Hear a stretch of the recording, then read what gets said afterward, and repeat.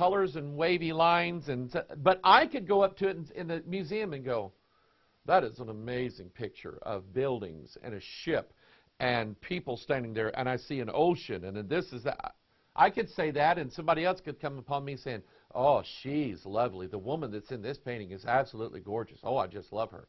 It's all subjective. It's whatever someone feels like doing.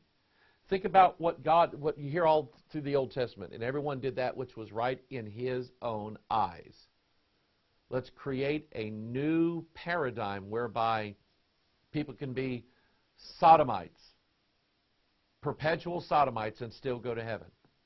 That's an imagining, that's intuiting, that is being creative with Christianity rather than following the rules. And that kind of stuff is happening everywhere. Now I'm going to show you in the lyrics of a song. And we're going to wind down with this part here. Then we're going to get into next week. I'm going to show you from the scriptures why marijuana, cannabis, peyote, LSD, heroin, cocaine, Jack Daniels. I'm going to show you the harm that these things are doing. These things hold power over people. And I'll show you that next week. Now I'm going to put the lyrics up to 2 songs, all right? You're going to recognize which one was written by the logical side of the brain in the beta state. Then you're going to see another one, and you're going to recognize that it was written probably in an alpha state or lower, probably in an alpha state. Look at it. Amazing grace, how sweet the sound that saved a wretch like me. I once was lost, but now am found, was blind, but now I see. Now I'm going to stop right here. You can easily understand those words, can't you? Amazing grace, how sweet the sound that saved a wretch like me. I once was lost, but now am found, was blind, but now I see. And even at this, watch this now. This is how it works so perfectly. Even at this, you can see the creativity and the poetry in it. That comes from here. She's helping him. So we take doctrine and we put it in an artistic fashion. Nothing wrong with that, because she is helping him. So we have rhythm, we have rhyming. When we sing it, we have melody. Amazing grace, how sweet the sound. Then we could add some bass and some alto and some soprano in there and make it sound wonderful. That is both sides of the brain working together, but the logic is the one in charge. The melody is what's in charge. When you look at the lyrics of this song, you don't always, first thing, go to the harmony part of Amazing Grace. The first thing comes up in your mind is the melody. Amazing grace. Now look at the other song. Man, you've been a naughty boy. You let your face grow long. I am the Eggman. They are the Eggmen. I am the walrus. Goo, goo, goo, jube. Now, you might recognize this is a Beatles song. John Lennon, I am the walrus. Where's the sense in it? There ain't none. Doesn't make sense. I don't understand the lyrics. What does goo, goo, goo, jube mean? What is the Eggmen? I am the Eggman. You are the Eggman. I don't get that. Well, you know, what this means is this. No, somebody else says, no, what it really means is this. Oh, you don't know John Lennon. John Lennon thought it meant this. And it's subject. Whatever you want to think it means, that's what it means. And if you happen to be taking the same drug that John Lennon took probably when he wrote this, then you probably might even see the same way that he saw it when he wrote it. But none of this makes sense. None of it does. It's all way out there, willy-nilly, and you can make it whatever you want to. So look at this. Look at this. Just apply this principle in our society, in our country right now. Our country is supposed to be governed by a document, the Constitution, and the subsequent laws that have been handed down to the citizens of the United States for the past 200 some odd years that are supposed to be based upon the written rules that our forefathers laid down. It's true in any country. In any country, the country, if they follow the rules that they agreed to that are written down in a law book somewhere, that is the man or the logic part of this side being in charge.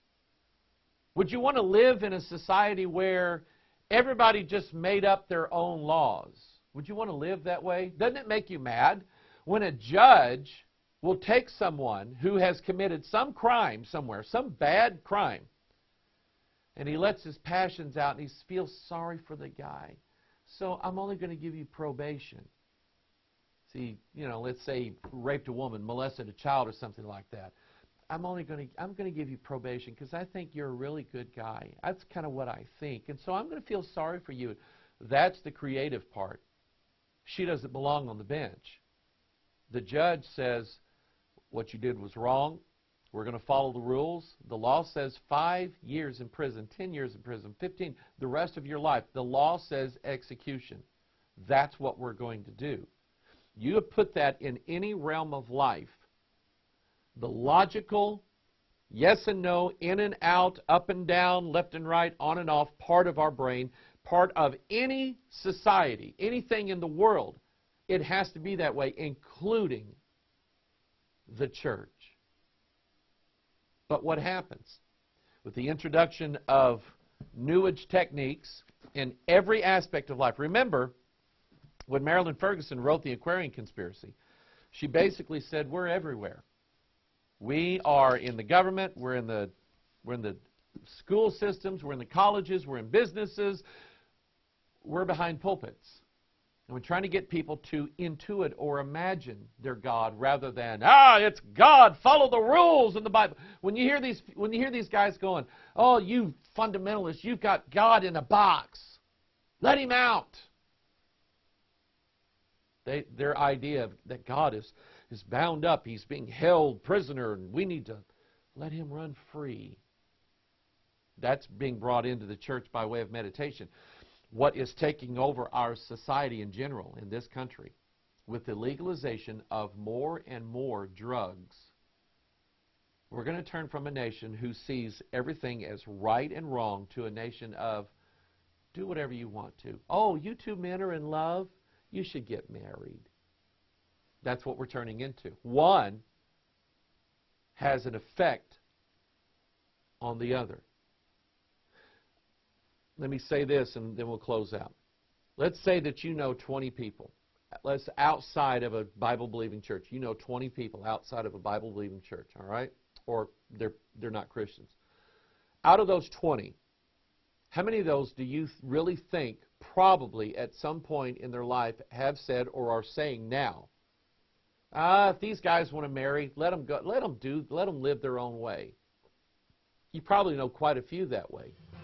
Whereas in this country, 40, 50 years ago, in the era of, let's say, World War II, the Korean War, that was never even thought of. In fact, if you were found out to be a sodomite in some towns, you didn't live very long.